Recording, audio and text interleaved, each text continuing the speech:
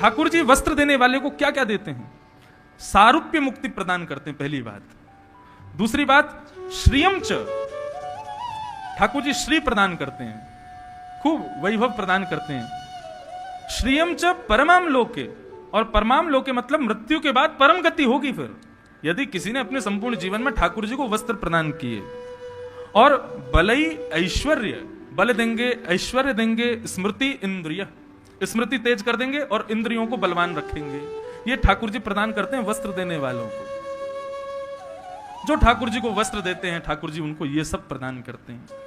प्रत्येक भाव बताया। अभी दर्जी के पास जाएंगे, मतलब केवल कपड़ा देने वाले को इतना देते हैं, लेकिन कपड़े की पोशाक जो बनवा करके देता है उसको ठाकुर जी क्या देते हैं वो भी लिखा है यहां पर। ठाकुर जी गए दर्जी के पास, दर्जी के पास पहुंचे। दर्जी ये वही था राम अवतार का दर्जी। जब रामावतार हुआ तब राम जी के विवाह का समाचार सुनकर के एक दर्जी को ठाकुर जी की पोशाक सिलने के लिए बुलाया। पोशाक सिलने के लिए उसने कहा कि महाराज मुझे नाप लेना पड़ेगा, उनकी कमर कितनी है, उनकी छाती कितनी है, उनके भुजाएं कितनी है, तभी तो बनाऊंगा। और दर्जी तो इतना खुश, बोले कि इसी बहाने ठाकुर जी की पतली सी कमर का स्पर्श करूंगा, उनकी भुजाओं का स्पर्श कर लूंगा, उनकी वक्षस्थल का स्पर्श कर लूंगा। लेकिन रघुकुल कमल दिवाकर प्रभु श्री राम को स्पर्श करना साधारण बात नहीं है। सैनिकों ने तलवार निकाल ली, बोले दूर से ही नाप लेकर के जाओ, छूना नहीं ठाकुर जी को, और यदि तुम्हारी उंगली छुप गई तो वही उंगली काट दी जाएगी। तो दर्जी बेचारा रघुनाथ जी का नाप ले रहा है, लेकिन रो रहा है और बार बार रघुनाथ जी से कह रहा है हंस लो, आपको तो बहुत सुख मिल रहा है, दूर दूर से नाप ले, मैं भी आपकी पोशाक आड़ी मेड़ी बनाऊंगा। ठाकुर जी बोले देख हमारे ब्याह को सवाल है, टेढ़ी मेढ़ी आड़ी पोशाक मत बनाइयो, बढ़िया पोशाक बनाइयो। अभी हम रघुकुल में उत्पन्न है ना, राजा महाराजा बन के आए तो थोड़ी ना एक मर्यादा है। हम द्वापर में कृष्ण बन के आएंगे, तब ग्वारिया बन के आएंगे, तब हमको कोई भी छुइयो, कोई भी पकड़ो, कोई के लिए कोई नियम नहीं, तब हम तेरी दुकान पे आएंगे। खूब रीझ रीझ के हमारी कमर को छू लियो, वक्षस्थल को छू लियो, हाथ को छू लियो, और हमारा कृपा प्रसाद है, तो को याद रहेगी कि तू रघुनाथ जी से भी मिल चुका है। जैसे ही मैं आऊंगा तो को स्मरण आ जाएगा तू कौन है। ठीक है। एक युग बाद द्वापर में जब कृष्ण पधारे, अब वही लहराते हुए वस्त्रन को लेके ठाकुर जी जा रहे हैं फिटिंग करवावे। जैसे ही दर्जी की दुकान पर पहुंचे, दर्जी ने जैसे ही देखा, वो उसको सारी स्मृति आ गई, अरे ये तो वही रघुनाथ जी हैं। ठाकुर जी ने इशारा कर दिया, बोले पहले इनके कपड़ा बना के इन्हें विदा कर दे, फिर मैं आऊंगा तेरे पास। सब ग्वाल वालों के वस्त्र उसने सिद्ध कर दिए, सबको ग्वाल वालों को ठाकुर जी ने कहा तुम लोग चलो मैं अपनी कपड़ा करवा के आऊं। ठाकुर जी भीतर प्रवेश कर गए, भीतर कक्ष में पहुंच गए, बोले अब भैया तेरे सामने खड़े हैं, जैसो चाहे जो चाहे वह कुछ स्पर्श कर ले। दर्जी ने खूब उमड़ घुमड़ करके ठाकुर जी की कमर को पकड़ पकड़ के, कभी हाथन को पकड़े, कभी वक्षस्थल को पकड़े, कभी चरणन को पकड़े, एक एक अंग का स्पर्श किया और ठाकुर जी ने खूब प्रेम से स्पर्श करवाया। जो ठाकुर जी को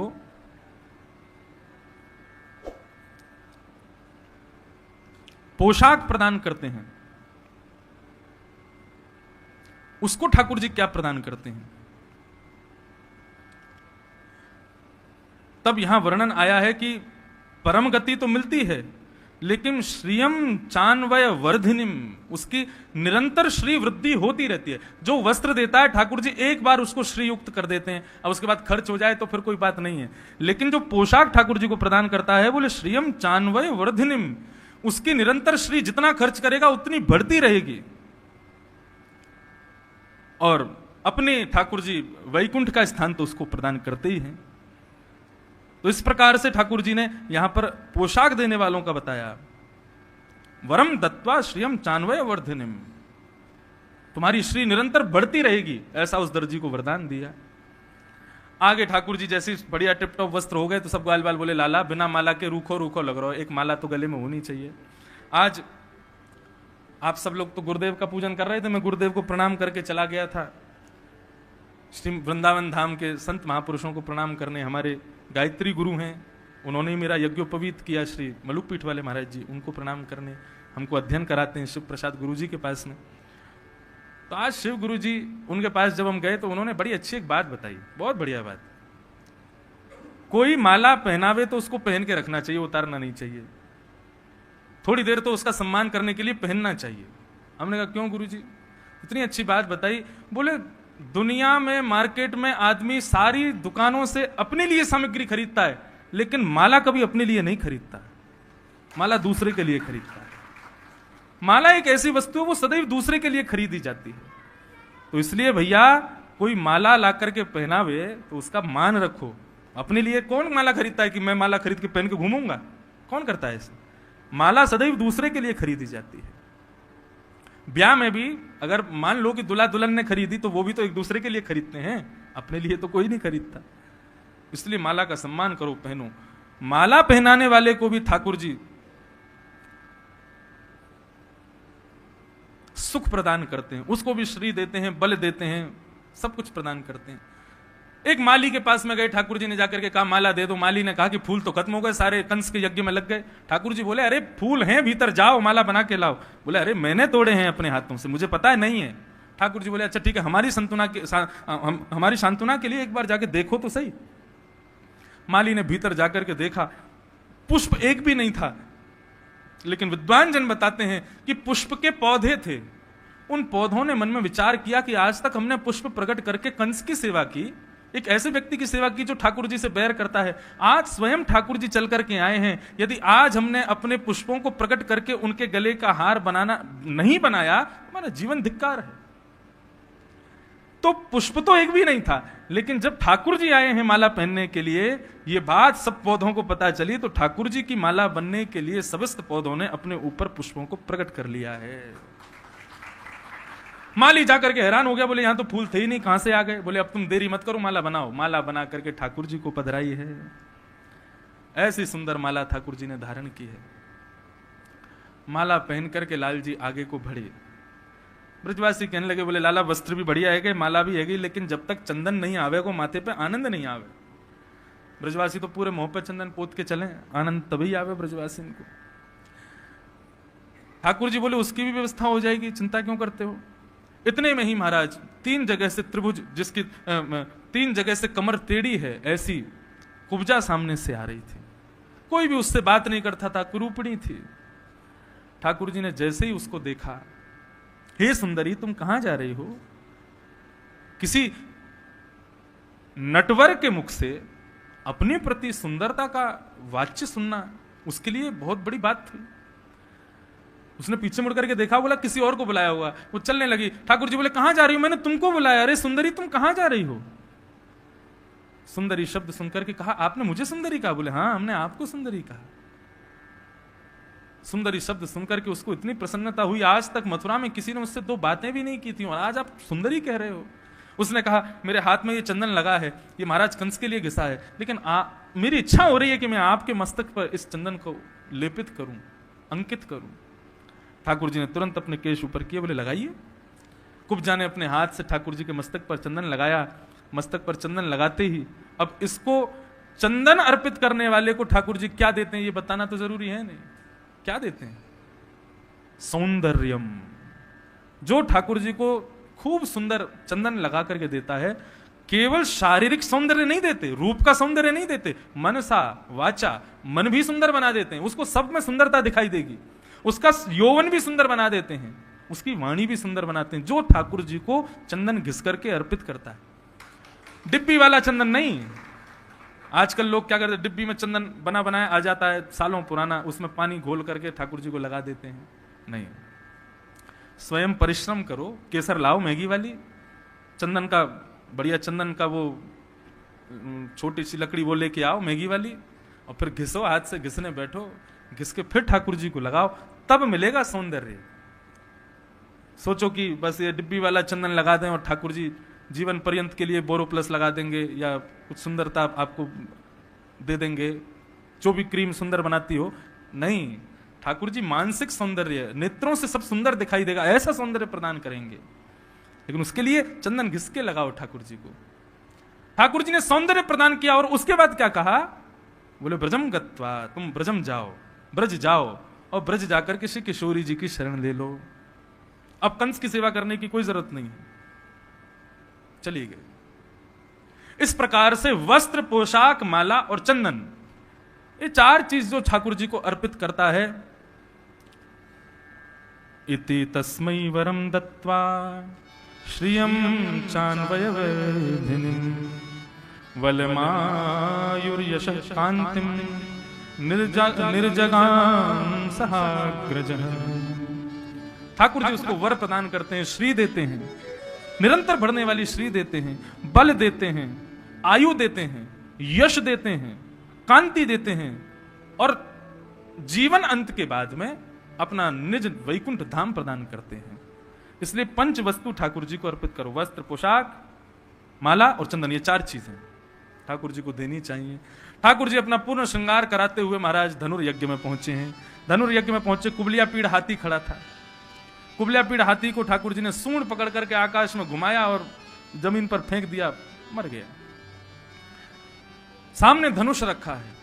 धनुष भंजन के लिए जाने लगे तो ठाकुर जी बलराम जी से बोले पिछले अवतार में हमने धनुष तोड़ दिया था, इस बार आप तोड़ दो, आप भी अपना ऐश्वर्य दिखाओ। बलराम जी बोले लाला तू ही तोड़ दे। बोले क्यों, आपको क्यों नहीं तोड़ना? बोले तू बहुत चतुर है, पिछले अवतार में धनुष तोड़वे पे बहू मिल रही तो लपक के खुद ने तोड़ दिया, और आज धनुष तोड़वे पर राक्षस मारना पड़ेगा तो मैं तोड़ूंगा, तू ही तोड़।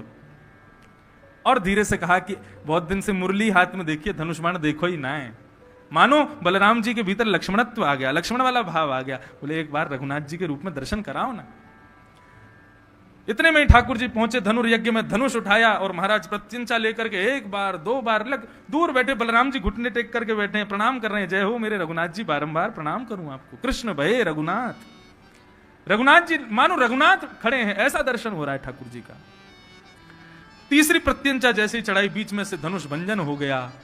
आकाश में बादल गरजने लगे, पृथ्वी डामाडोल होने लगी, शिव धनुष तोड़ दिया।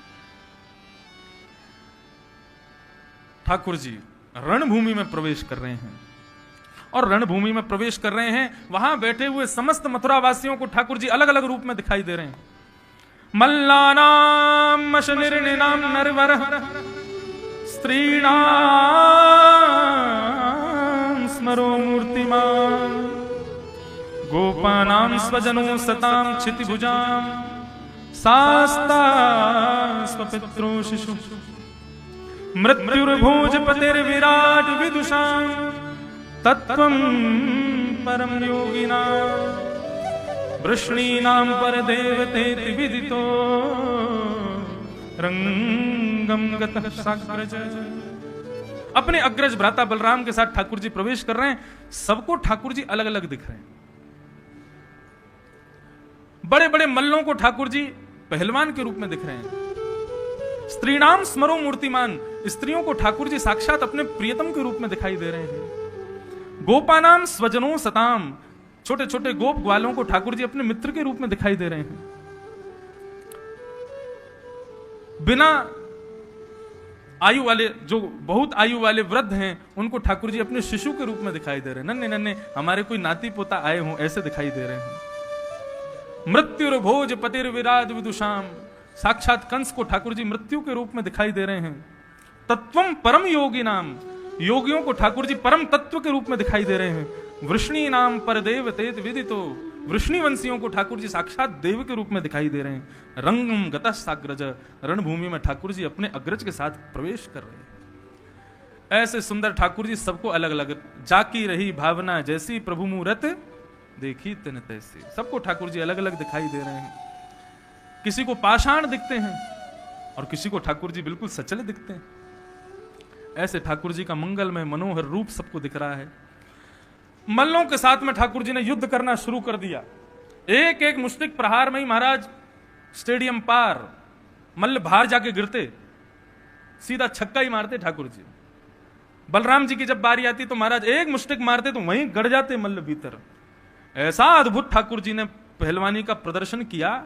मथुरा वासी अपने अपने स्थानों पर खड़े होकर के जोर जोर से करताल बजा रहे हैं, जय जयकार कर रहे हैं। महाराज कंस तिरछी नजर से देखता, मेरे शत्रु की प्रशंसा कर रहे हो, तो सब चुप होकर बैठ जाते। सबको जब मारने लगे तब महाराज कंस खड़े होकर के चिल्लाने लगे, कहां है महामंत्री सेनापति, इनको दोनों को पकड़ लो, बंदी बना लो। लेकिन महामंत्री सेनापति आदि ये सब ठाकुर जी के पक्षधर बन चुके थे। अरे कंस, उसके पास कौन रहना चाहेगा? उसके पास ना सुख है, ना शांति है, ना समृद्धि है, कुछ नहीं है। सब ठाकुर जी के पक्षधर हो चुके थे। ठाकुर जी के ऐश्वर्य को देख के सबने मन में बना लिया, बोले यही राजा बनेंगे अगले मथुरा के, इन्हीं की प्रशंसा करो, इन्हीं के पक्ष में चले जाओ, कंस मर जाएगा, इन्हीं के पक्ष में रहेंगे हम तो। महामंत्री आदि सबको देखता है तो सब नीचे खड़े हैं ठाकुर जी के बगल में। बोले सबने हाथ छोड़ दिया मेरा, सबने साथ छोड़ दिया। ठाकुर जी बोले सबने साथ नहीं, अब हम हाथ पकड़ेंगे आपका। एक छलांग में ही 50 सीढ़ी ऊपर कंस के पास पहुंच गए ठाकुर जी। कुछ नहीं किया, सीधा उसका मुकुट फेंका दूर, केश पकड़ करके ठाकुर जी ने 50 सीढ़ी ऊपर से उठा करके जमीन में पटका और फेंकते ही कंस के प्राण निकल गए। मारा ही नहीं ठाकुर जी ने, कोई बल का प्रयोग नहीं किया ठाकुर जी ने। यहां पर स्पष्ट लिखा, केश पकड़ के ठाकुर जी ने ऊपर से बस नीचे फेंक दिया, 50 सीढ़ी नीचे गिर करके तो मर गया कंस। लेकिन ठाकुर जी ने देखा, बोले एक ने भी ताली नहीं बजाई, ये सब लोग भयभीत हो रहे हैं, कंस कहीं उठ नहीं जाए। तब ठाकुर जी 50 सीढ़ी ऊपर से उसकी छाती पर कूदे और एक पैर उठा करके फिर पूरी रणभूमि में घुमाया, सबको दिखाया कि तुमको कष्ट देने वाला कंस मर गया, अब उत्सव मनाओ। तब सबने भुजाएं उठा करके खूब करताल बजाई, ठाकुर जी की खूब जय जयकार की। बोलो कंस मर्दन भगवान की, बाल कृष्ण लाल की। सबने ठाकुर जी को खूब खूब वंदन किया। आहा, ऐसे ठाकुर जी अभी तक तो मनमोहन बने भाई, आज कंस मर्दन बन गए। अभी तक तो मदन मोहन कामदेव को मार रहे थे, लेकिन आज कंस को मारा है ठाकुर जी ने। ऐसे सुंदर लाल जी लग रहे हैं। 2 मिनट वंदन कर लो, हम भी उत्सव मना लें कंस की मृत्यु का। बोल कंस मर्दन भगवान की। ठाकुर जी ने कंस वध किया, जो सबके दुख का हरण करे, जो सबकी शांति का हरण करे, जो सबकी समृद्धियों का हरण करे, ऐसे कंस का वध किया। बंधु, कंस का वध करना साधारण बात नहीं है। मैंने कल भी बताया था, ये इंद्र के भी वज्र से नहीं मर रहे थे। आकाश मार्ग में खड़े हुए देवताओं ने ठाकुर जी को प्रणाम किया, वंदन किया, कंस को मारा। और मथुरा का राज्यपद ठाकुर जी ने उग्रसेन को प्रदान किया। बंधुओं, एक बात आपको बताएं, हमारे राधा रमन लाल, हमारे ठाकुर जी राजा बने ही नहीं। द्वारिका में भी राजा धीराज उनको प्रेमवश कहते हैं लोग, लेकिन द्वारिका के भी राजा उग्रसेन ही थे। ठाकुर जी ने राज पदवी को स्वीकार नहीं किया। जो पदवियों को स्वीकार करने में बहुत जिनकी इच्छा रहती है कि हमको कोई श्रेष्ठ पदवी मिले, ये बंद कर दो ये बात। जिनको बहुत इच्छा रहती है हमको कोई श्रेष्ठ पदवी मिले, सब जगह हमारा नाम हो, लोग जामें तो खड़े हो जाएं, ऐसे पदवी वालों को या तो पदवी ही मिलती है, पदवी वालों को ठाकुर जी नहीं मिलते। ठाकुर जी ने स्वयं राज पदवी का त्याग किया, उग्रसेन को राजा बनाया, कारावास में गए, कारागृह में गए, और 11 वर्ष 56 दिन बाद वसुदेव देवकी को ठाकुर जी ने दर्शन दिया, उनको दर्शन दिया। देवकी ने ठाकुर जी को अपने हृदय से लगाया, खूब प्रेम किया। देवकी कृष्ण के इस मिलन को देख करके समस्त ग्वाल बाल ठाकुर जी की मित्र मंडली नंद बाबा से कहती, बाबा चलें हम, लाला तो अब नाए जावेगो, अपनी मैया को छोड़ के कैसे जावेगो, अब हमको चलना चाहिए। और नंद बाबा समस्त ब्रजवासी वहां से ग्वाल बाल सब प्रस्थान कर गए वृंदावन को। ठाकुर जी पढ़ने के लिए गुरुकुल गए, गुरुकुल में जाकर के अध्ययन किया, मित्र सुदामा से मिले, गुरु दक्षिणा में गुरुपुत्र को लाकर के गुरुदेव को अर्पित किया। अध्ययन करके ठाकुर जी लौट करके आए हैं। स्मरण आता है वृंदावन का, याद आती है ठाकुर जी को श्रीधाम वृंदावन की, और वृंदावन का स्मरण करके अपने कक्ष के खिड़की में खड़े होकर के ठाकुर जी वृंदावन को जाने वाले मार्ग को देखते रहते हैं, और ब्रज में बिताए गए प्रत्येक क्षण का ठाकुर जी स्मरण करते हैं। आज देवकी मन में विचार करती है, मेरो लाला इतने समय बाद आयो है, आज अपने हाथन से भोजन सिद्ध करके वाकू पवाऊंगी। भोजन की थाली लेकर के और उस थाली के मध्य में माखन मिश्री को रख करके जब देवकी ठाकुर जी के कक्ष में प्रवेश करती है, लाला आजा भोजन कर ले। लगभग 12-13 वर्ष के ठाकुर जी की आयु हो गई। इतने वर्षों से ठाकुर जी ने मैया को मां का सुख प्रदान नहीं किया। आज पहली बार मां पहुंची है स्वयं अपने भाग का सुख प्राप्त करने के लिए। ठाकुर जी हाथ धोकर के आए, जैसे पाने के लिए बैठे, सोने की थाली में विविध प्रकार के व्यंजन रखे हैं, रोटी रखी है, पूड़ी रखी है, कचौड़ी रखी है, दुनिया भर की सब्जियां मिष्ठान रखे हैं। सबको ठाकुर जी देख रहे हैं, बड़े प्रसन्न हो रहे हैं। मध्य में जैसे ही माखन मिश्री को देखा है, यशोदा का वात्सल्य ठाकुर जी को स्मरण आने लगा। नेत्रों से अश्रुधार बहने लगी, रोने लगे, रुदन करने लगे। ठाकुर जी को रोता देख बलराम जी रोने लगे, बलराम जी को रोता देख यशोदा रोने लगी, श्री देवकी मैया रोने लगी, और वहां जो भी आ रहा है सब रुदन कर रहे हैं। ठाकुर जी इतने दुखी क्यों हैं? वसुदेव जी ने जाकर के भगवान के मित्र उद्धव से कहा, उद्धव आपके मित्र हैं, आप ही जाकर के इनको समझाओ। इस प्रकार से देवकी के सामने ब्रज की स्मृति लाएंगे, बार बार यशोदा को याद करेंगे, अरे देवकी भी तो मां है, उसको कैसा लगेगा? तुम जाकर के उनको समझाओ। उद्धव भगवान के पास पहुंचा है। कौन है उद्धव? वृष्णीनां प्रवरो मंत्री कृष्णस्य दैतसखा शिष्यो बृहस्पते साक्षात् उद्धवो बुद्धिसत्तम। बंधु, उद्धव साधारण नहीं है। दैत शब्द या तो गोपियों के द्वारा ठाकुर जी के लिए प्रयोग किया गया है, या श्री शुकाचार्य जी महाराज उद्धव जी के लिए प्रयोग कर रहे हैं कि ठाकुर जी का मित्र दैत सखा उद्धव। उद्धव साधारण नहीं। भागवत में एक जगह ठाकुर जी कहते हैं कि उद्धव मेरा ही स्वरूप है, मेरा ही भाव अंग है उद्धव। यदि मैं नहीं हूं, उद्धव बैठा है, तो मेरी अनुपस्थिति मत समझिएगा, यही समझना मैं बैठा हूं वहां पर, उद्धव है। आज भी बद्रिकाश्रम में 6 महीने के लिए जब कपाट बंद होते हैं, तब पांडुकेश्वर में उद्धव जी की उत्सव मूर्ति आती है, और उन्हीं को बद्रीनाथ भगवान के भाव से पूजा जाता है 6 महीने के लिए। भगवान के 2 मित्र हैं, उद्धव और अर्जुन। ये दोनों मित्र भी हैं और ठाकुर जी के शिष्य भी हैं।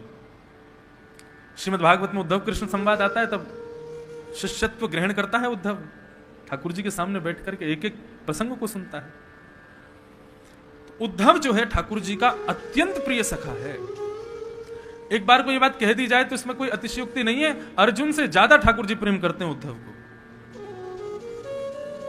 संपूर्ण वृष्णि वंश को श्राप लगा, लेकिन उद्धव को श्राप नहीं लगा। संपूर्ण यदुवंशियों को श्राप लगा, उद्धव भी तो यदुवंशी है, पर उसको श्राप क्यों नहीं लगा? रहस्यात्मक कथा है ठाकुर जी की। जब संपूर्ण यदुवंश को श्राप लगा कि इस बालक के शांब के गर्भ से लोह पिंड जन्म लेगा, जिससे तुम्हारा संपूर्ण यदुवंश नाश हो जाएगा, सब बालक दौड़े दौड़े उग्रसेन राजा के पास गए और जाकर के अपनी सारी बात बताई, तो उग्रसेन ने लोह पिंड घिसवा करके समुद्र में फेंकवा दिया। लेकिन समुद्र कुछ भी स्वीकार नहीं करता, लहरों ने समूचा जो लोह पिंड घिस के डाला सब किनारे कर दिया, वही एरका नाम की घास बन गया। यहां यदुवंशी चिंतित बैठे और सबने स्वधर्मा सभा में ठाकुर जी के सामने प्रस्ताव रखा। यदुवंशियों को श्राप लगा है कन्हैया, और आप हमारे स्वामी हैं, आप हमारी रक्षा करो। इस भयावह श्राप से हमारी रक्षा कीजिए कन्हैया। ठाकुर जी बहुत देर तक तो सिर पर हाथ रख के बैठे रहे, सोचने लगे कैसे करें कैसे करें। संत महात्माओं ने श्राप दिया, ब्राह्मणों ने श्राप दिया है, मैं कुछ नहीं कर सकता इसमें। यदुवंशी रुदन करने लगे, बोले हम आपके खानदान के सदस्य हैं ठाकुर जी, हमारी रक्षा करना आपका दायित्व है, आप हमारी रक्षा करो। ठाकुर जी बोले एक युक्ति आई है मेरे मन में।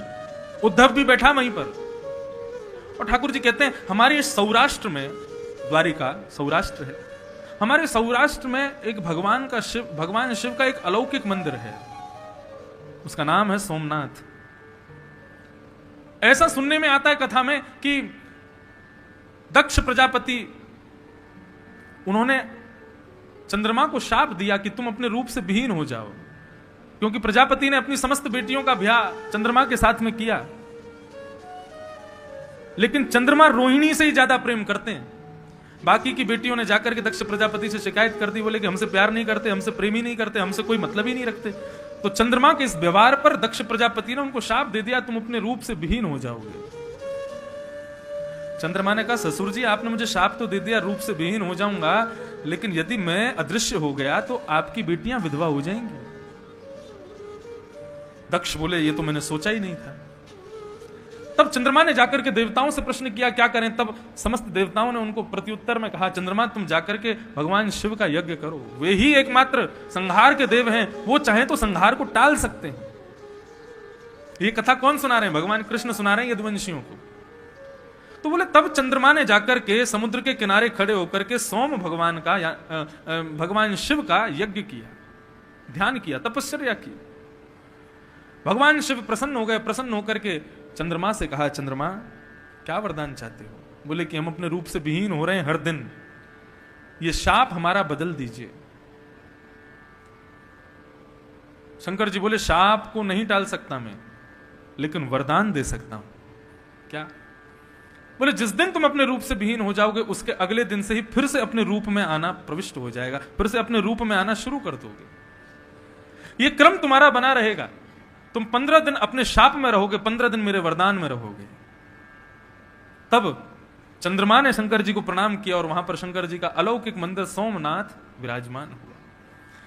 तो ये कथा कौन सुना रहे हैं? भगवान कृष्ण सुना रहे हैं यदुवंशियों को कि ऐसे शंकर जी का स्थान है हमारे सौराष्ट्र में, वो शाप को बदल सकते हैं। आप लोग तैयारी करो, हम लोग सोमनाथ जाएंगे, ब्राह्मणों को दान देंगे और वहां जाकर के शंकर जी की अर्चना करेंगे, पूजा करेंगे और उससे हमारा शाप टल जाएगा। सब यदुवंशियों ने प्रणाम किया, खुश हो गए सब, ठाकुर जी को बार बार वंदन करने लगे। बोले आपने महाराज हम क्या बताएं, आपने जो किया है हमारे लिए वो हम बता नहीं सकते। सब यदुवंशी प्रसन्न होकर के जाने की तैयारी कर रहे हैं। सब उठ करके सुधर्मा सभा से ठाकुर जी को प्रणाम करके जा रहे हैं। उद्धव बैठा कोने में ठाकुर जी को देख रहा है। ठाकुर जी कहते हैं, उद्धव क्या देख रहे हो? बोले मैं ये देख रहा हूं आपकी चतुराई की पराकाष्ठा कितनी है, मैं ये देख रहा हूं इतनी देर से। बोले चतुराई की पराकाष्ठा? बोले तो बोले गजराज तारो तेने आवने को जावने को खावने पकावने को मीराबाई तारी है, तुलसी नरसिंह मेहता को तारो वैदन सुनावने को, ऐसे ऐसे लोगों को तार दिया। लेकिन अपने यदुवंशियों को तारने की बात आई तो जाने क्या क्या पाठ पढ़ाने लग रहे हो। सोमनाथ जाना पड़ेगा, वहां जाना पड़ेगा, वहां करना पड़ेगा, तब जाकर के शाप पूरा हटेगा। अरे तो मैंने क्या गलत कहा? शाप लगा है, मुझे भी तो लगा है। बोले वो सब तो ठीक है प्रभु, आपकी बात मैं मान ले रहा हूं, लेकिन मैं इतना पूछना चाहता हूं, ये शाप सूतक पातक सोबर और पाप पुण्य आदि ये सब किसने बनाया इनको? भगवान बोले विधाता ने बनाया, ब्रह्मा ने बनाया। बोले ब्रह्मा ने इन सबको बनाया तो इन सब का लागू होने का स्थान कहां है? बोले ब्रह्मा की पृथ्वी। ब्रह्मा की पृथ्वी पर ये सब कुछ लागू होते हैं, सूतक पातक और शाप आदि, ये सब जितने भी दोष बनाए हैं सब ब्रह्मा ने अपनी पृथ्वी के लिए बनाए हैं। ब्रह्मा ने अपनी बनाई पृथ्वी के लिए इनको निर्माण किया, लेकिन जो भूमि विश्वकर्मा ने बनाई है वहां पर सूतक पातक और शाप प्रवेश नहीं करता। ठाकुर जी आपकी द्वारिका जो है ये ब्रह्मा के द्वारा बनाई गई नहीं है, ये चिन्मय भूमि है, यहां पर किसी भी प्रकार का शाप प्रवेश नहीं कर सकता। भले ही संतों ने कहा होगा कि भाई शाप देते हैं, लेकिन ये चिन्मय भूमि है, यहां पर शाप लगता ही नहीं है किसी को। आप जबरदस्ती समस्त यदुवंशियों को समुद्र पार करवा के ब्रह्मा की भूमि सोमनाथ लेके जा रहे हो ताकि सबको शाप लग जाए। असली बात तो यह है। ठाकुर जी उठ करके गए, उद्धव का मुंह बंद कर दे, बोले चुपचाप बैठा रहे यहीं पे, बोलने की जरूरत नहीं है। और सुन, तुम नहीं जाओगे, तुम यहीं रहोगे। इसलिए उद्धव को शाप नहीं लगा, समस्त यदुवंश को शाप लगा। भगवान कहते हैं, बोले उद्धव इन यदुवंशियों के पास खुद का क्या है? कुछ भी नहीं। बल मैंने प्रदान किया, ऐश्वर्य मैंने प्रदान किया, श्री मैंने प्रदान की, ये सब कुछ मेरे श्रम का खा रहे हैं। कल को मेरी लीला संवरण करने का समय आ जाएगा, मैं अपनी लीला पूरी करके वैकुंठ विराजमान हो जाऊंगा। यदि इन लोगों को जीवित छोड़ जाऊंगा तो मेरे द्वारा दिया गया बल, श्री, वैभव, ऐश्वर्य सबका दुरुपयोग करके मैं भूमि का भार हल्का करने आया, इन लोगों को छोड़ करके भूमि का भार बढ़ा दूंगा। इसलिए मैं इनको संतों से शापित करवा करके अपने साथ ले जा रहा हूं। लेकिन उद्धव तुम नहीं जाओगे। उद्धव ने चरण पकड़ लिए, प्रभु मैं चलूंगा आपके साथ में सोमनाथ यज्ञ के लिए। ठाकुर जी ने कहा, तुझे मेरी सौगंध है उद्धव, तू नहीं जाएगा। मेरी भक्ति का प्रचार तेरे माध्यम से होगा, तू मेरा दैत सखा है, तुझे इस धराधाम पर रहना है, मेरी भक्ति का प्रचार करना है, तू नहीं जाएगा। और भगवान अकेले उद्धव को द्वारिका में छोड़ करके समस्त यदुवंशियों को नाव में बैठा करके समुद्र पार करके जैसे ही लेकर के जाते हैं, यदुवंशी जैसे ही सोमनाथ में अपने चरण रखते हैं, उतरते हैं, इतने में ही सब शापित होते चले जाते हैं, सबको शाप लग गया। उद्धव बच गए।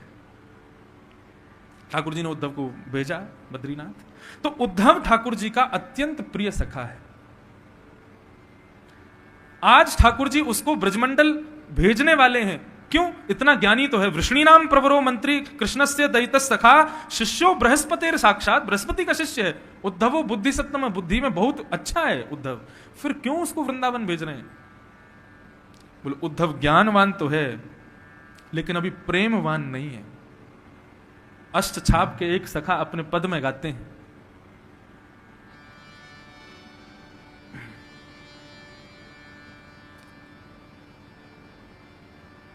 प्रियतम प्रीत ही सौंपई है। ठाकुर जी कैसे मिलते हैं? प्रियतम प्रीत ही सौंपई हैं। उनको आप ज्ञान मार्ग पर चल करके पालोगे, नहीं हो पाएगा संभव। उद्धव बहुत ज्ञानी है लेकिन ज्ञान के मार्ग पर चल करके ठाकुर जी की प्राप्ति असंभव है। इसलिए ठाकुर जी कह रहे हैं आगे की लीला में उद्धव मेरे साथ रहेगा। इसको ज्ञान के साथ साथ प्रेम युक्त करवाना बहुत जरूरी है। इसलिए ठाकुर जी उद्धव को वृंदावन भेज रहे हैं।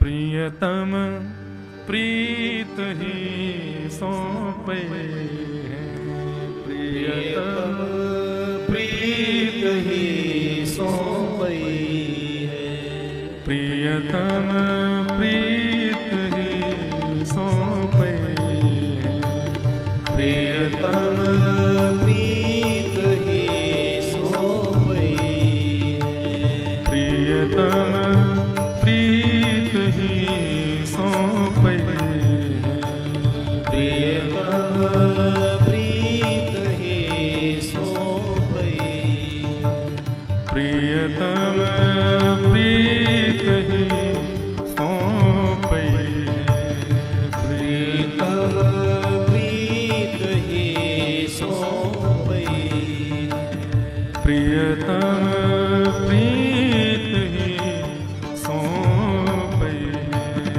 प्रियतम प्रीत ही सौंपे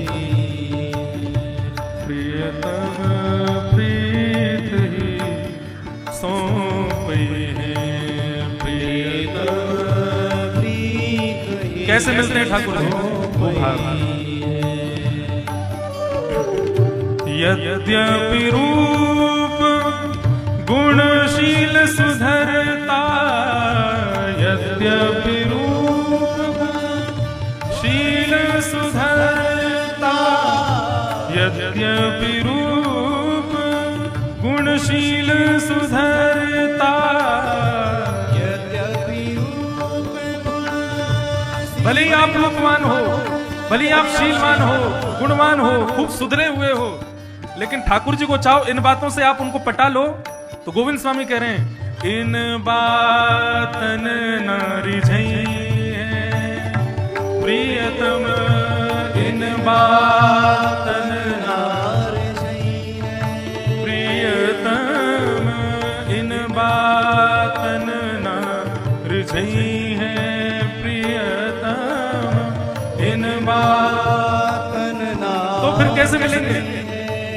प्रियतम प्रीत ही सौंपे प्रियतम प्रीत ही सौंपे प्रियतम प्रीत ही सौंपे प्रियतम प्रीत ही। इन पदों बंधुओं, प्रियतम इन पदन सो ही पई है। आप ज्यादा चटकीले मटकीले भजन गाओगे ठाकुर जी को, वो इतने प्रिय नहीं होते। प्रियतम इन पदन सो ही पई हैं। ये सूरदास आदि जितने भी अष्ट सखा हुए, वो जब पद गाते थे ना, ठाकुर जी मंदिर छोड़ के आ जाते थे सुनने के लिए। इतने प्रसन्न हो जाते थे, आनंदित हो जाते थे। मुझे आपका नहीं पता, मैं कथा स्वांत सुखाय तुलसी रघुनाथ गाता। तुलसीदास जी ने पूरे विश्व के सुख का भाव करके मानस नहीं लिखी, अपने सुख के लिए लिखी। वक्ता अपने सुख के लिए कथा करे, श्रोताओं को सुख अपने आप मिलेगा उससे, और मुझे सुख इन पदों में मिलता है। अपनी बात की पुष्टि करने के लिए मैं पद गाता हूं, पद ढूंढता हूं कोई किस किस सखा ने कैसे कैसे पद गाए हैं। अरे सखा साधारण नहीं है, मीराबाई साधारण नहीं है। इन्होंने इस कलिका बंधुओं, सतयुग, त्रेता, द्वापर, इन तीनों से ज्यादा श्रेष्ठ है कलयुग। क्यों? सतयुग में एक आध बार प्रकट हो गए, त्रेता में एक आध बार प्रकट हो गए, द्वापर में एक आध बार प्रकट हो गए ठाकुर जी, लेकिन कलिकाल में भक्ति शतक आया था। 100 वर्ष तक केवल भक्त हुए थे इस भूमि पर। ठाकुर जी कितनी बार प्रकट हो गए। वृंदावन में राधा रमन लाल प्रकट हो गए, राधा वल्लभ लाल प्रकट हो गए, वृंदावन बिहारी लाल प्रकट हो गए। उस भक्ति शतक में स्वामी श्री हरिदास जी महाराज, श्री हरिवंश महाप्रभु क्या गाते थे? इन पदों को ही गाते थे। अब कब आएगा वो दिन जब हमारे हृदय को ठाकुर प्रकट होएगा? जब इन पदों को गाओगे तब प्रकट होंगे। कैसे रिझाना है ठाकुर जी को? प्रियतम प्रीत ही सौंपे, प्रियतम प्रीत ही सौंपे। श्री गिरधर लाल की।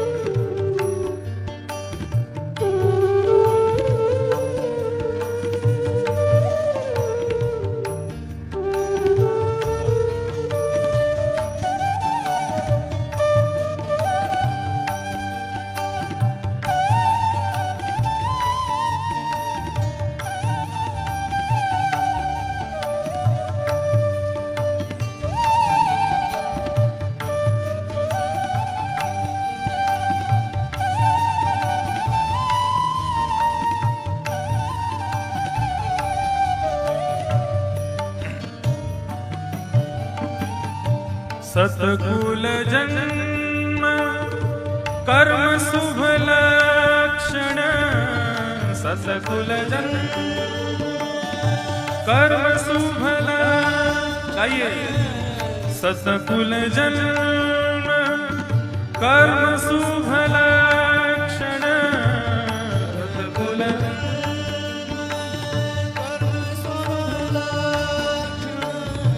वेद पुराण पढ़े हैं प्रियतम, वेद पुराण पढ़े हैं। भले ही आप सत्कुल में जन्मे हैं, भले ही बहुत सुंदर आपके कर्म हैं, सद्गुण संपन्न हो आप, वेद पुराणों का अच्छा ज्ञान भी हो गया है आपको, लेकिन श्री गोविंदास जी कह रहे हैं इन सब से ठाकुर जी नहीं मिलेंगे। कैसे मिलेंगे?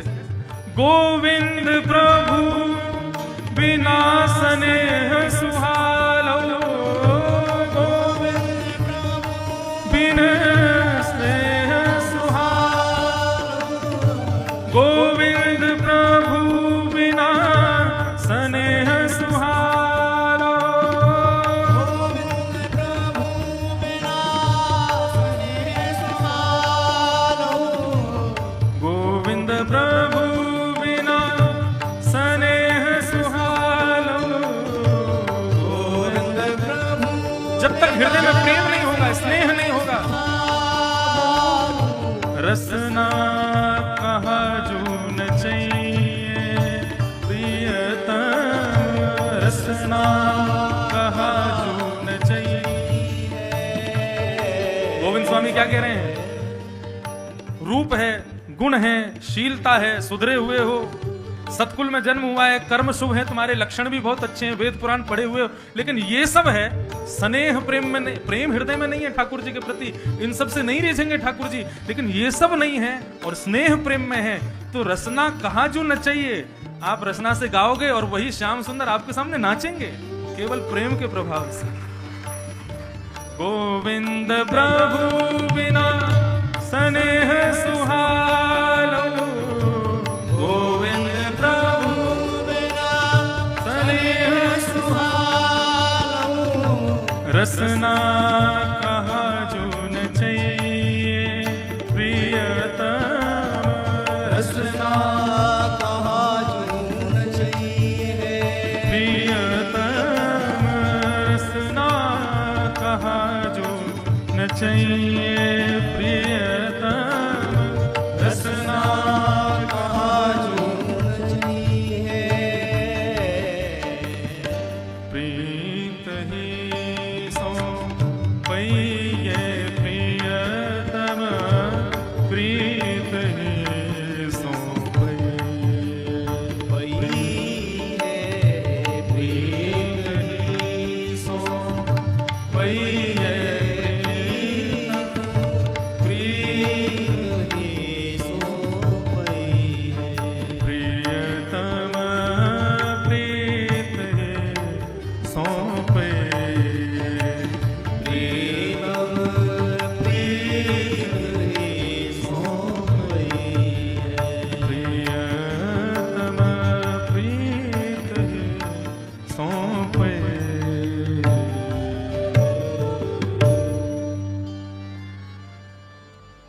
हृदय में, प्रेम हो हृदय में, तभी ठाकुर जी मिलते हैं। और उद्धव के अंदर सब कुछ है, लेकिन प्रीति नहीं है, अभी प्रेम नहीं है। ठाकुर जी ने प्रियतम को, उद्धव को भेजा है।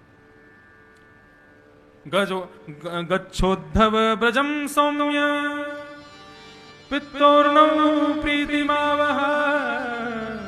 उद्धव ब्रज जाओ, और ब्रज जाकर के मेरा समाचार, मेरा पत्र उन समस्त ब्रजवासी प्रियतमों को सुना करके आओ। ब्रजवासी सब राह तक रहे हैं, ठाकुर जी कब आएंगे। रोज आकर के बैठ जाते हैं, कन्हैया आज आवेगो, आज आवेगो, लेकिन शाम हो जाती है, ठाकुर जी नहीं आते। आज समस्त ब्रजवासियों ने देखा कि एक रथ दौड़ता हुआ आ रहा है मथुरा की ओर से, सबने जाकर के रथ को घेर लिया। तभी रथ के भीतर से निकले श्री उद्धव जी महाराज। उद्धव जी महाराज को देख करके समस्त ब्रजवासी दुखी हो गए। बोले कृष्ण नहीं आए? बोले वे महाराज हैं, आजकल बहुत व्यस्त हैं, उनको अवकाश नहीं है, आप लोगों की याद आती है तो मुझे भेजा है। बोले ये कैसा मित्र है, परसों की कह के गए हो, बरसों तक आए हो नहीं, बरसों बाद भी याद आई तो अपना मित्र भेज दिए हो। कहा करना हो भैया तुम्हारो बताओ। बोले हमको यशोदा मैया आदि सबसे मिलना है, दर्शन करना है। नंदग्रह पहुंचे उद्धव। यशोदा जी की मनोदशा देख करके उद्धव जी भूल गए समय का भान। ठाकुर जी से कह के गए शाम को आ जाऊंगा, लेकिन यहां तो यशोदा जी के मनोभाव को देख रहे हैं, कैसा वात्सल्य। ठाकुर जी नहीं है वहां पर, लेकिन यशोदा ऐसा व्यवहार कर रही है मानो ठाकुर जी वहीं हैं। और उद्धव को भी लगता है कि हाँ, यशोदा जी के भाव से कि हाँ ठाकुर जी यहीं होंगे। कभी दही मथने बैठ जाती है, अपने लाला को नवनीत खवाऊंगी, पुरानो मक्खन ना खावे, बासो मक्खन ना खावे, नयो नयो मक्खन चाहिए रोज। कभी लाला के लिए थाली लगा रही हैं, कभी लाला के वस्त्र निकाल रही हैं, कभी ठाकुर जी के लिए जल उष्ण कर रही हैं स्नान कराने के लिए। ये सब दशाएं देख रहा है उद्धव। नंद बाबा ने आकर के उद्धव को संभाला, समझाया। उद्धव जी ने कहा मुझे गोपांगनाओं का दर्शन करना है। समस्त गोपियां, श्री राधा रानी, बोले सब पीछे वन में बैठी हैं। उद्धव जी वन में गए, समस्त गोपियां बैठी हैं, आपस में चर्चा कर रही हैं, अपने अपने हृदय के भाव, अपने अपने स्वप्नों की चर्चा कर रही हैं। हमारे स्वप्न में कन्हैया आए ऐसो कियो, हमारे स्वप्न में कन्हैया आए ऐसो कियो। सब गोपियां अपने स्वप्नों की चर्चा कर रही हैं। एक गोपी ने किशोरी जी से कहा, किशोरी जी आप भी अपना स्वप्न बताओ ना। किशोरी जी कह रही हैं, बोले तुम सब सोते हो तब तुमको स्वप्न आता है, लेकिन कन्हैया जा दिन से व्रत छोड़ के गए हो, मेरी तो नींद भी वही के संग चली गई। नींद आवे ही ना है तो स्वप्न देखूं कैसे, तुमको बताऊं कैसे। गोपियों के इस मनोभाव को उद्धव जी दूर खड़े होकर के सुन रहे हैं। तभी उड़ता हुआ भौरा उन गोपियों के मध्य में पहुंचता है। उड़ते हुए भौरे को एक गोपी ने देखा, दूसरी गोपी ने दूर खड़े हुए उद्धव को देखा। उद्धव के मुकुट में मोर पीछ लगा के भेजा था ठाकुर जी ने, मोर पंख और काली कमली पहना के ठाकुर जी ने भेजा। गोपियां समझ गईं कि ये जरूर ठाकुर जी ने भेजा है, अपना कोई संदेश लेकर के ठाकुर जी का आया है। उद्धव को केंद्र में लेकर के उस भौरे को देखते हुए गोप्युवाच, सावधानी, श्रीमद् भागवत में युगल गीत आया, गोपी गीत आया, सब जगह गोप्य ऊंचू, गोपियों का समूह बोल रहा है, गा रहा है। लेकिन इस भ्रमर गीत में गोप्युवाच एक गोपी बोल रही है बस, और ये एक गोपी कोई और नहीं है, क्योंकि भ्रमर गीत में ठाकुर जी को खूब सुनाई जा रही है, और इतनी क्षमता श्री किशोरी जी में ही है और किसी में नहीं है। ये भ्रमर गीत किसी गोपी ने नहीं गाया है, ये श्री किशोरी जी ने गाया है। मधुपकितव बंधो मास्पृशांग्रिं सपत्न्या कुच विलुलित माला कुंकुमश्मश्रुवेन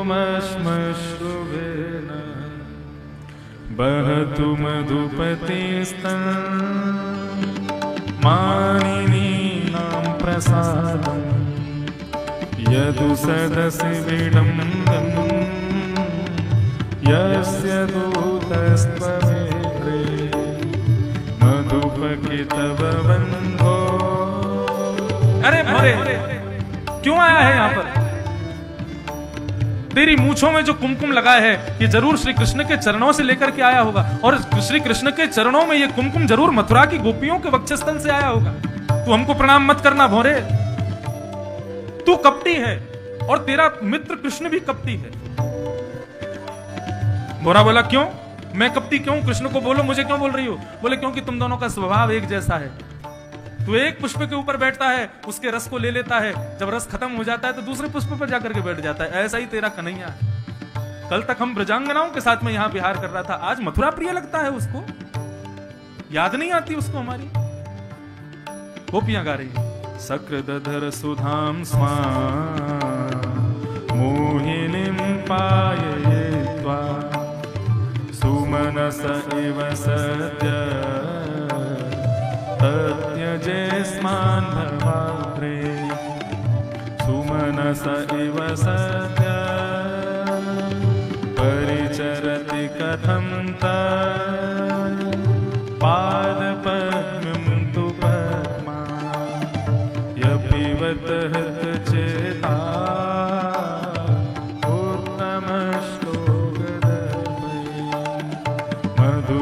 मधुपकितववल्लो माश्मशाङ्घ्रिं सपत्न्यां कुचविलुलितमाला कुङ्कुमश्मशुभेन किमिह बहुषडङ्गे गायसि त्वद्यदूना मधिपतिमगृहाणा अग्रतो न विजय सख सखीना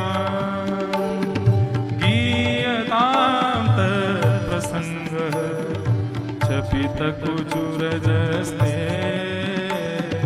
कल्पयन्तिष्ठमिष्टा मधुपकितव बन्धो मधुपकितव बन्धो मधुपकितव बन्धो। गोपियों ने ठाकुर जी को गाली दी, कितब कहा। राधा रानी बोली, एक बात बताओ, एक कन्हैया से हमारा प्रेम कैसे हुआ था? एक गोपी बोली कथा सुनने से हुआ। बोले तो अच्छा, ये कथाकारों को भी पकड़ो, लाइन में लो इनको। और महाराज फिर राधा रानी ने कथाकारों को गाली दी है। क्या कह रही हैं? बोले भैया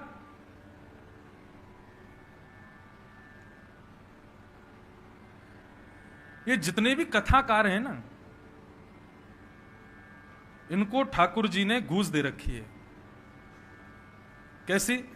बोले कि तुम लोग जा जा करके घर घर में घुस घुस करके ऐसी मेरी बढ़िया बढ़िया मीठी मीठी कथा सुना करके श्रोताओं को मेरे प्रेम में विभोर कर दो, पागल कर दो। इसके बदले समस्त वक्ताओं को मैं मुक्ति दे दूंगा। अरे ताली काय को बजा रहे हो? कोई यहां पे गोपियां कह रही हैं, बोले कि इन वक्ताओं को दूर दूर के पकड़ो जिन्होंने कृष्ण प्रेम हमारे भीतर प्रकट किया है। इन कथाकारों की वजह से ही तो ये कृष्ण प्रेम उत्पन्न हुआ, और वो कृष्ण प्रेम उत्पन्न करा के खुद तो 7 दिन में दक्षिणा लेके चले जाते हैं, हमको यहां पर कृष्ण प्रेम में विभोर छोड़ जाते हैं। ठाकुर जी के ऐसे ही गोपियां सब, श्री किशोरी जी अपने भाव से ठाकुर जी को खूब सुना रहे हैं। विसृज शिरसि पादं वेद्यहं चाटुकारैः रनुनय विदुषस्ते भेद्य दैत्यैः मुकुन्दा स्वकृत इह विशिष्टा पत्यपत्यन्यलोका व्यसृजद गतचेता किं नु सन्ध्येमसस्मिन्। क्या बेकार, ये कन्हैया आज का कपटी थोड़ी है, केवल हम गोपियों के साथ कपट किया ऐसा थोड़ी है।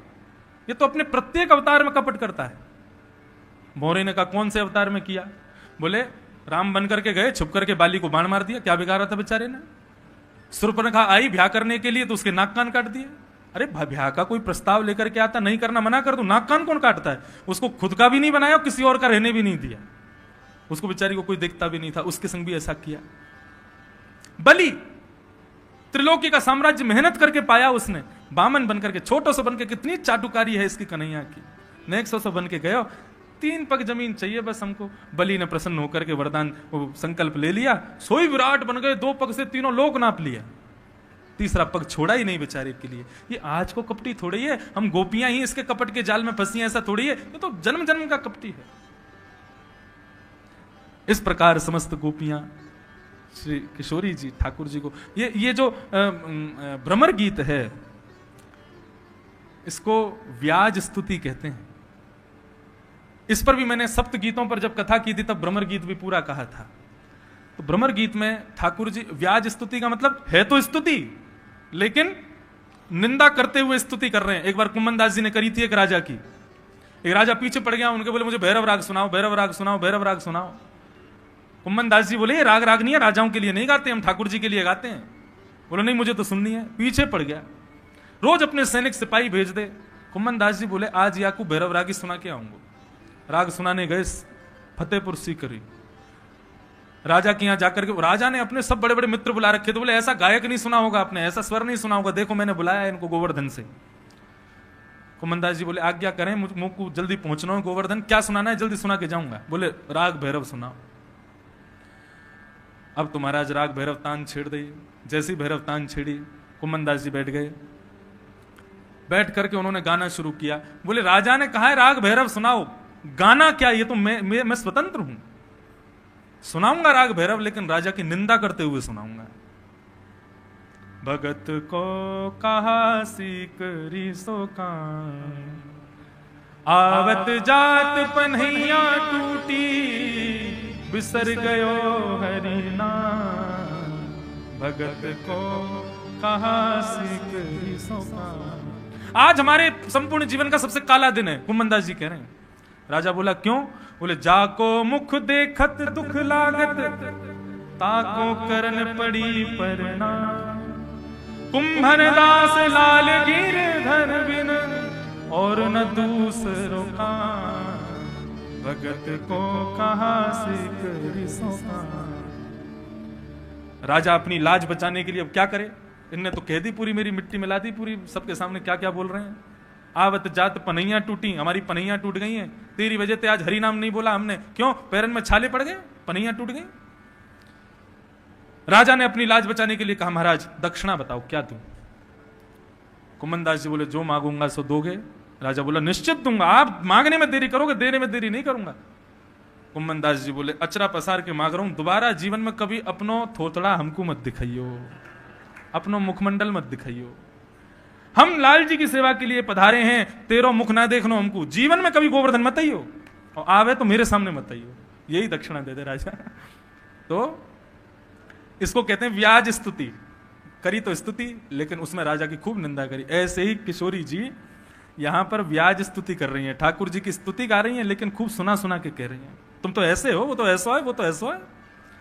सब बात कहते कहते महाराज अंत में श्री उद्धव जी महाराज ने जाकर के समस्त गोपियों को प्रणाम किया, और प्रणाम करते हुए श्री उद्धव जी ने भगवान का पत्र सुनाया। ये बहुत जरूरी सुनने लायक विषय है। इसको सुनकर के सीधे हम तो सोच रहे थे पता नहीं कहां तक कथा पहुंचेगी, लेकिन आज हमसे 2-4 लोग बोले भैया ठाकुर जी क्वारो मत रहने दियो, ब्याह तो कर ही दियो ठाकुर जी को, ठाकुर जी क्वारे नहीं रहने चाहिए। मैं ठीक है, ठाकुर जी ने जो पत्र लिखा है गोपांगनाओं के लिए वो सुनिए, ये जरूरी है सुनना। क्या कह रहे हैं?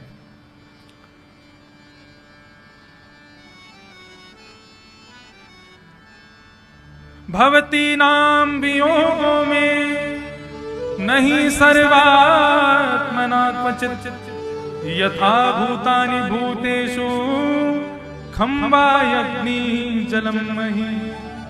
बहुत ध्यान से सुनिए। ठाकुर जी क्या कह रहे हैं? मैंने कभी आज तक अपनी कथा में ठाकुर जी का पत्र नहीं कहा, पहली बार कह रहा हूं, इसलिए ध्यान से सुनो। ठाकुर जी क्या कह रहे हैं? समस्त गोपियों को पत्र लिखते हुए ठाकुर जी कह रहे हैं कि मैं आप लोगों से दूर नहीं हूं, और ना ही आप लोग मुझसे दूर हो। कैसे? बोले जैसे पृथ्वी जल तेज वायु आकाश, ये पंच तत्व हमारे शरीर में है, लेकिन दिखाई देता है? नहीं दिखाई देता। हमारे भीतर पृथ्वी तत्व भी है, अग्नि जल भी है, वायु तत्व भी है, सारे तत्व भीतर हैं, लेकिन फिर भी दिखाई नहीं देते। और कोई चाहे कि मुझसे पृथ्वी अलग हो जाए, अग्नि अलग हो जाए, जल अलग हो जाए, तो क्या वो हो सकता है? कभी नहीं हो सकता। ठाकुर जी कह रहे हैं ठीक वैसे ही मैं गोपियों तुम्हारे भीतर हूं, और तुम सब मेरे भीतर हो। मैं ना तुमसे अलग हूं, ना तुम मुझसे अलग हो। तो फिर गोपियों ने पूछा तो फिर आप हमारे सामने क्यों नहीं हो, हमारे पास क्यों नहीं हो? जब हमसे इतना प्रेम करते तो हमसे दूर क्यों चले गए? तब भगवान कह रहे हैं यत्वहं भवती नाम वै दूरे वर्ते प्रियो दृशा मनसः सन्निकर्षार्थम मदनुध्यान काम्यया। बहुत अच्छी बात। ठाकुर जी कह रहे हैं, बोले जिस प्रकार एक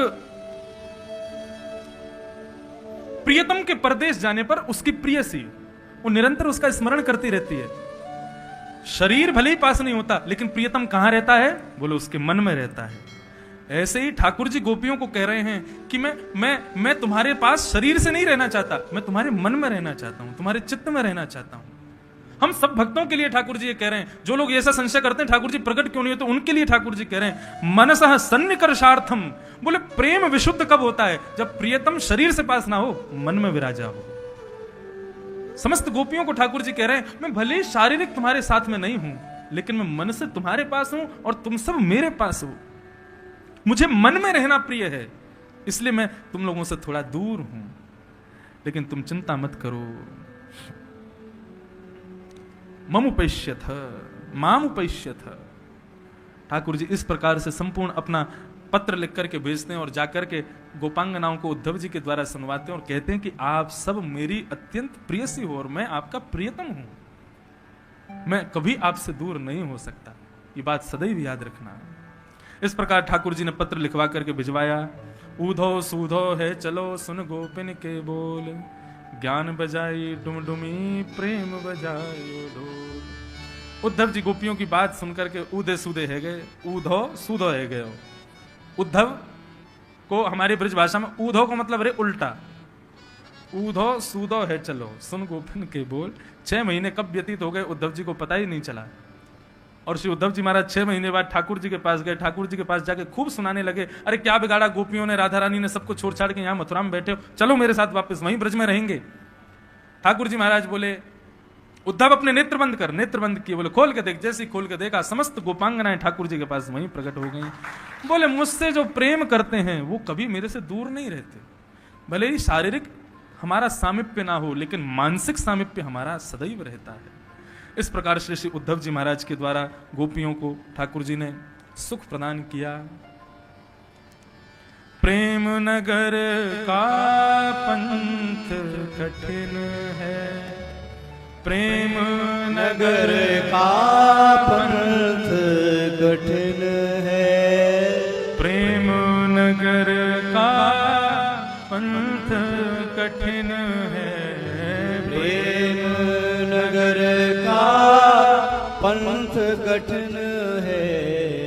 हमें ना चल पा मुसाफिर प्रेम नगर मत जा, प्रेम नगर मत जा, मुसाफिर प्रेम नगर मत जा। वृंदावन आधा मुसाफिरों के लिए नहीं है। वृंदावन घूमने डोलवे वाले इनके काज वृंदावन नहीं है। वृंदावन का पंथ कठिन है, तामे ना चल पा मुसाफिर प्रेम नगर मत जा। यहाँ आना है तो उसके लिए आपको श्री किशोरी जी की कृपा की, कल मैंने बताया ना कंस क्यों नहीं आ पाया, किशोरी जी की कृपा नहीं थी उसके ऊपर। इसलिए भैया यहाँ आओ तो फिर ये बात दृढ़ निश्चित करके आना कि फिर बदले बदले हो जाओगे, जीवन में बदलाव आ जाएगा।